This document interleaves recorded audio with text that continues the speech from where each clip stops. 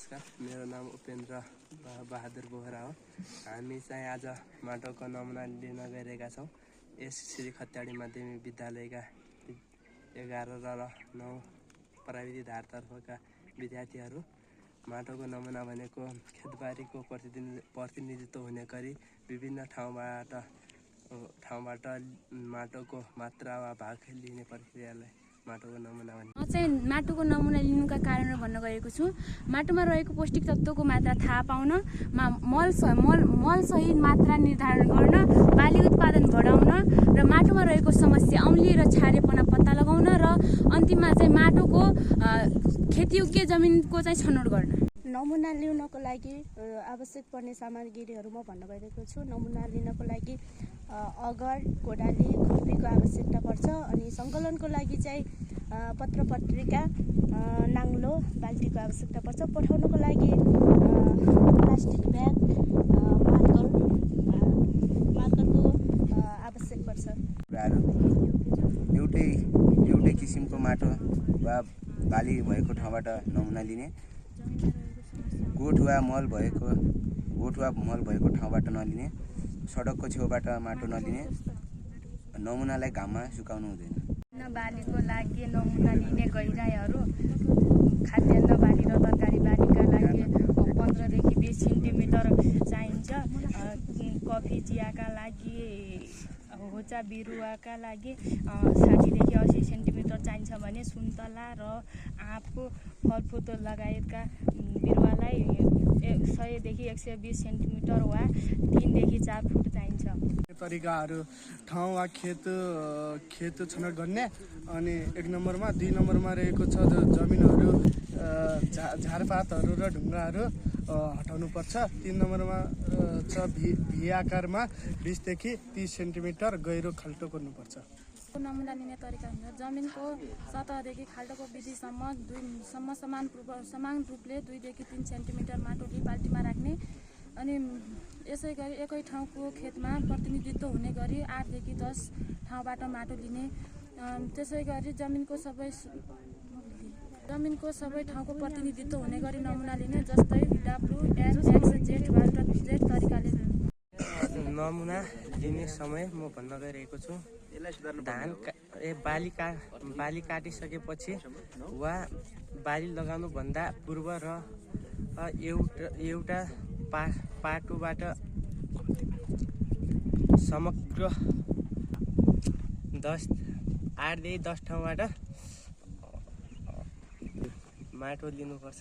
सूचना पुँजीमा निम्न सूचनाहरू राखी प्रयोगशालामा पठाउनुपर्छ। किसानको नाम, ठेगाना, मिति, सिँचाइको अवस्था, अब अघि लगाइने बाली, अब लगाइने बाली र बाली जग्गा। हो कि नै? हो।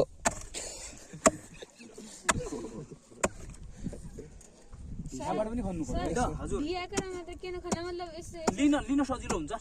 अब म भन्दैछु 20 देखि 30।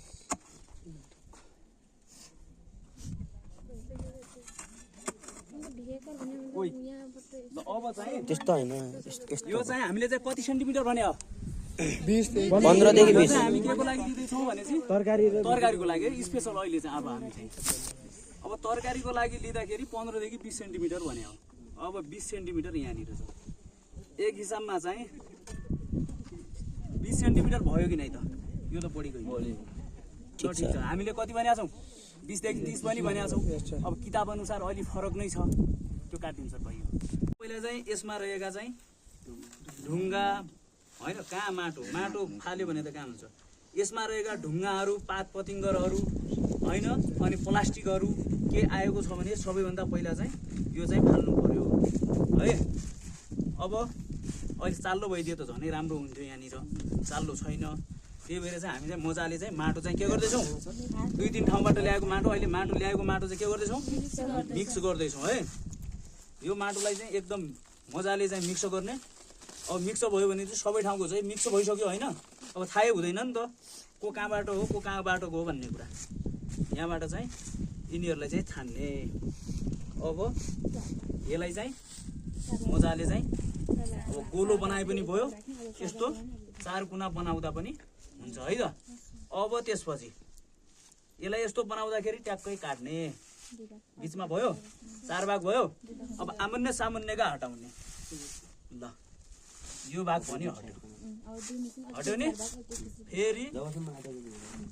फेरि यसलाई पनि फेरि मिक्स गर्ने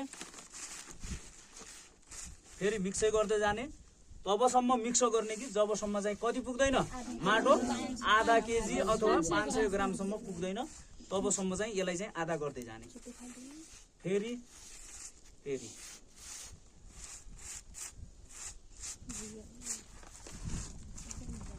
ल अब चाहिँ आधा केजी चाहिँ रह्यो होला भनेर चाहिँ हामी चाहिँ अब अनुमान चाहिँ गरौँ अहिले चाहिँ किलो नभएको हुनाले ठिक छ ल यसलाई पनि फेरि गर्ने हो जतिचोटि पनि गर्ने है यसलाई आधा केजी नपुगुन्जेलसम्म चाहिँ फेरि गर्ने यताको ल यता केजी ल यता अब चाहिँ प्लास्टिक ल्याउ त त्यो हाम्रो जो चाहिँ प्लास्टिक थियो यसमा त्यो चाहिँ यसमा चाहिँ हाल्ने हुन्छ ल खै हाल त एकजना हेल्प गरौँ त आऊ त हेल्प गरौँ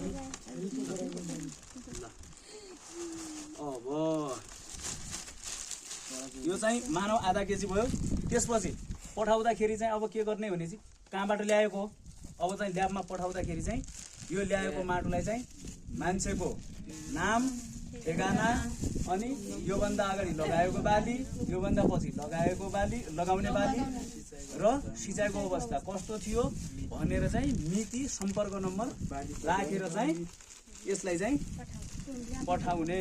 अब पठाउँदाखेरि जो लेखिएको हुन्छ नि विवरण त्यो विवरण चाहिँ यहाँभित्र हाल्ने ठिक छ। यहाँभित्र हाल्ने किनभने चाहिँ माटोमा त पानी हुन्छ अलि मोइस्चर हुन्छ यो मोइस्चरले चाहिँ त्यो लेखेको पान्नलाई चाहिँ अप्ठ्यारो नगरोस् भन्नको लागि चाहिँ हामीले यसमा चाहिँ त्यो विवरण हालेर अनि यसरी चाहिँ ल्याबमा पठाउने भन्दा